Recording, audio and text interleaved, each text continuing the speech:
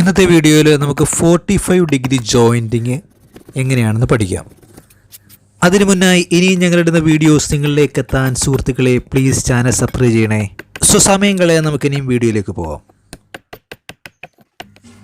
45 degree joint ചെയ്യാനായി നമുക്ക് 2 പീസുകൾ എടുക്കാം. പണിഞ്ഞ് പഠിക്കുന്നവരാണെങ്കിൽ എപ്പോഴും തേക്കും തടി തന്നെ എടുക്കുന്നതാണ് ഏറ്റവും ഉത്തമം.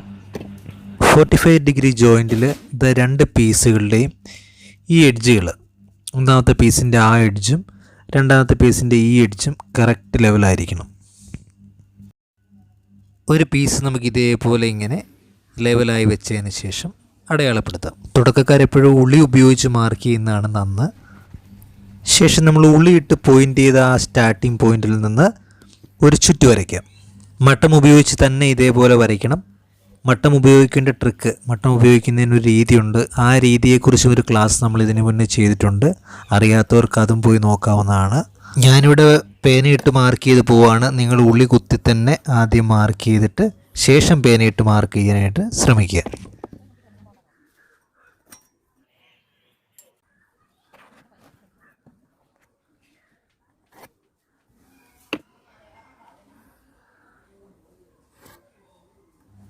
ഇപ്പോൾ നമ്മൾ ചുറ്റ് വരച്ച് കഴിഞ്ഞു. ഇനി നമുക്കിതിൻ്റെ കോൺ വരയ്ക്കാം. 45 ഡിഗ്രിക്ക് വേണ്ടി ഇതേപോലെ കോൺ ഉള്ളി കൊണ്ടൊന്ന് മാർക്ക് ചെയ്യുക. ശേഷം മട്ടം ഉപയോഗിച്ച കോണിൽ നിന്ന് കോണിലേക്ക് വരയ്ക്കാം നമുക്ക്. ശേഷം മറുപുറവും തിരിച്ചിട്ട് അതേ മാതൃകയിൽ ഈ കോണിൽ നിന്ന് കോണിലേക്ക് വരയ്ക്കാം.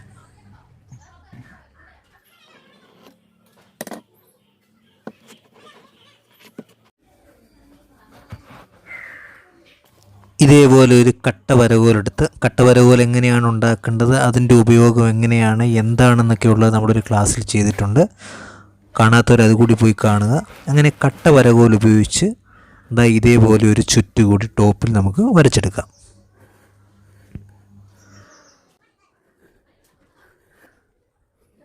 നിങ്ങൾക്ക് മനസ്സിലാക്കാനായിട്ട് ഞാൻ ഒന്നുകൂടെ ഒന്ന് ചുറ്റ് പേനയിട്ട് വരയ്ക്കാം. ഇപ്പം കണ്ടില്ലേ, ഈ മാതൃകയിൽ ഇപ്പോൾ ആയിട്ടുണ്ട്. ഇനി നമുക്കിതൊന്ന് പണിഞ്ഞെടുക്കണം. പണിഞ്ഞെടുക്കേണ്ട ട്രിക്കും, അതായത് പണിയേണ്ട ട്രിക്കും ഞാൻ ഇതിനു മുമ്പ് ഒരു ക്ലാസ്സിൽ ചെയ്തിട്ടുണ്ട്. കാണാത്തവർക്ക് അതും പോയി കാണാമെന്നുണ്ട്. നമുക്ക് ഈ ഒരു ഭാഗമാണ് പണിഞ്ഞ് കളയേണ്ടത്. ഈ പേന കാണിക്കുന്ന ഈ ഒരു ഭാഗമാണ് കളയേണ്ടത്. നമുക്കെന്നാൽ അത് സ്റ്റാർട്ട് ചെയ്യാം. ആദ്യം ഒരിക്കലും പണിയുമ്പോൾ നമ്മൾ വരക്കെട്ടിന് പണിയാൻ ശ്രമിക്കരുത്. വരയ്ക്ക് അല്പം മാറി ഇതേപോലെ ഉളി വെച്ച് കുറേശ്ശെ ചരിച്ച് കൊത്തിയെടുത്തതിന് ശേഷമേ വരയിലേക്ക് നമ്മൾ കയറാവൂ.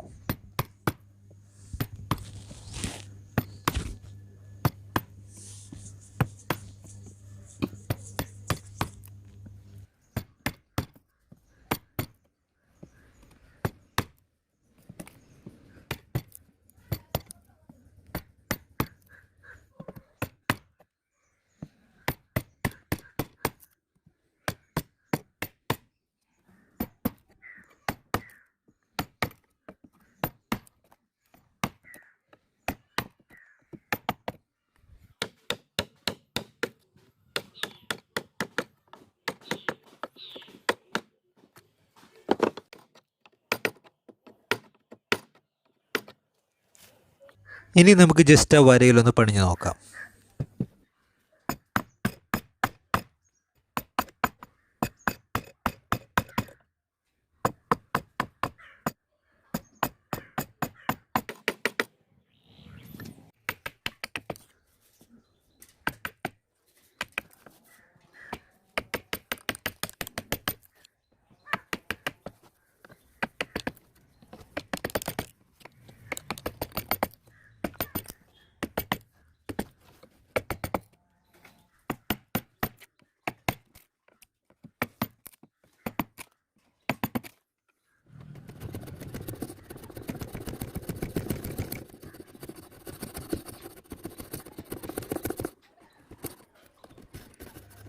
നമുക്ക് അതിന് ബാലൻസ് ചെയ്ത് നൂത്ത് വെച്ചൊന്ന് പണിഞ്ഞ് നോക്കാം.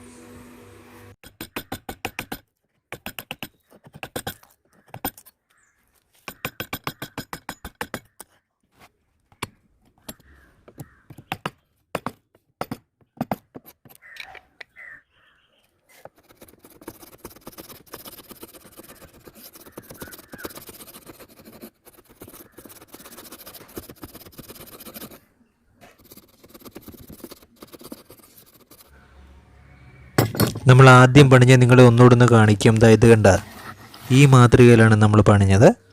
ഇനി നമുക്ക് അടുത്ത കൂടി ഒന്ന് പണിഞ്ഞെടുക്കാം. അങ്ങനെ നമ്മൾ ആ 45 ഡിഗ്രിയുടെ ഒരു പീസ് പണിഞ്ഞു കഴിഞ്ഞ് ഇനി നമുക്ക് മറ്റേതും ചെയ്യണം ഇതേപോലെ. അത് മറ്റേതിൻ്റെ അളവിനനുസൃതമായിട്ട് ഇതേപോലെ നിരപ്പേ വെച്ചിട്ട് നമുക്കൊന്ന് മാർക്ക് ചെയ്ത് വിടാം. നമുക്ക് രണ്ടാമത്തെ പീസിനും ഇതേപോലെ ചുറ്റു വരച്ച് വിടാം.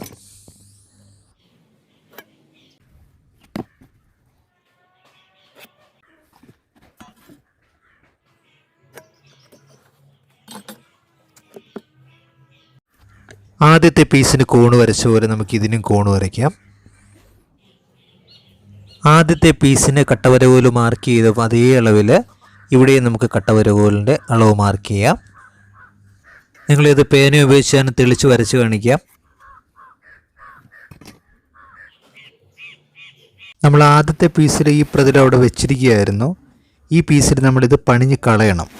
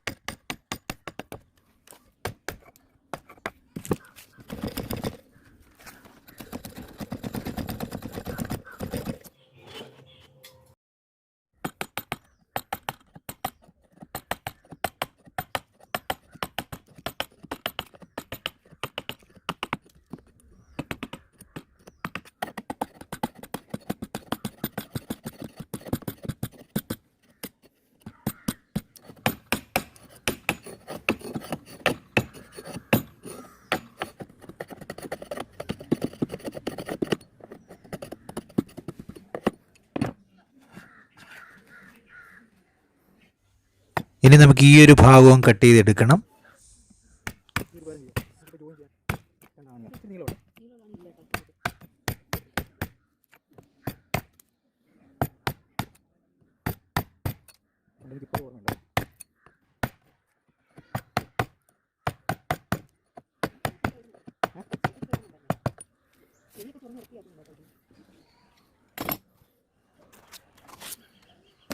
നമ്മളിപ്പോൾ ആ ഒരു പീസും പണിഞ്ഞ് റെഡിയാക്കിയിട്ടുണ്ട്.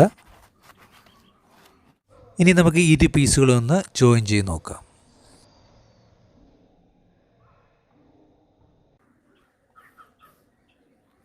ഈ സൈഡിൽ നിന്ന് ഞാൻ ജസ്റ്റ് ഒരു മുള്ളാണി അടിച്ച് നിങ്ങളെ ഒന്ന് കാണിക്കുകയാണ്.